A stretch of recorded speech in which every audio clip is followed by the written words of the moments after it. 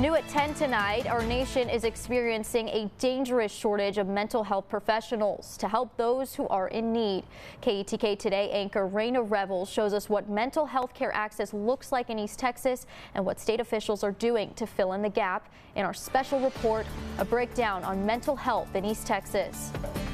Everything is bigger in Texas, including its problems. Our mental health system in America is a scandal. Adults in the state have lower rates of access to care and higher prevalence of mental illness. Very, very common, especially whenever there's high levels of stress. So we tend to have, high levels of cortisol, and then once we have high levels of cortisol, we can exhibit a lot of the symptoms that are very similar to anxiety or depression. In the wake of the Uvalde massacre, some politicians have dismissed the talk of gun control, stressing mental health is the real culprit. There is an urgency here that we need to accomplish. According to Mental Health America, Texas ranks dead last in access to mental health care. Quality, high cost, and workforce shortage could also be to blame. 1 in 5 adults in the U.S. I would say the most common is anxiety and depression. Those are the ones that catch most of the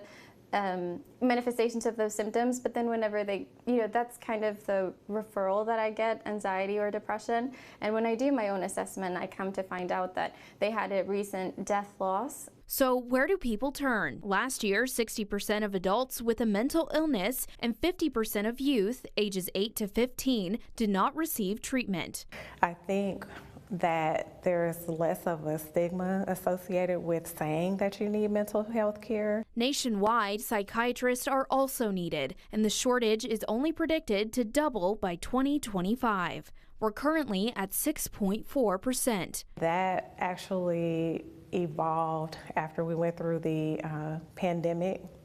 And we saw that people's mental health issues were exacerbated by the isolation and having to shelter in place. And we saw an uptick in incidents that stemmed from mental health issues. To tackle these concerns, 2022's Bipartisan Communities Act passed $1.3 million. Money from the U.S. Department of Education dedicated to mental health services in Texas schools.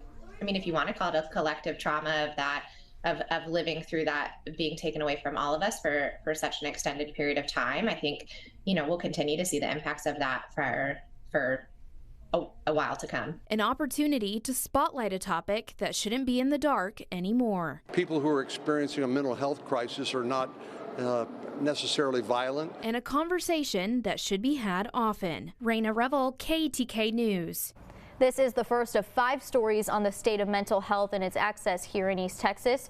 Join us tomorrow on KETK News at 10 as we focus on how the federal grant will support mental health for students and youth across our East Texas schools.